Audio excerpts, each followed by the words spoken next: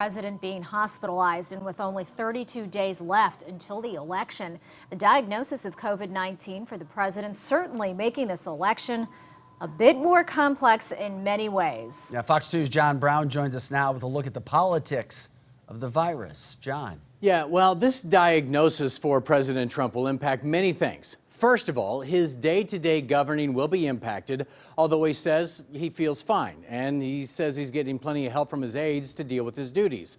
But from a campaign standpoint, it's certainly going to change his strategy. If he does what is recommended and quarantines for 2 weeks after he gets out of the hospital, that means no more big rallies for half of what is left of this campaign. That could also impact the next debate, which is about 2 weeks away. I spoke with our Fox 2 political analyst to get their insight into what this does for the rest of the election season. I don't think this particular diagnosis is going to fundamentally change the way the race is played out. I think the president's going to continue to get his message out.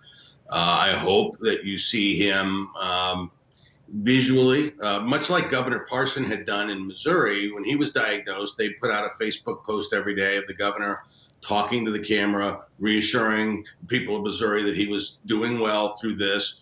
I expect and hope that the president will handle it much the same way. And if that's the case, he'll be off the trail for a couple of weeks, but I don't think it'll appreciably change the fundamental dynamic of the election. Michael, your thoughts?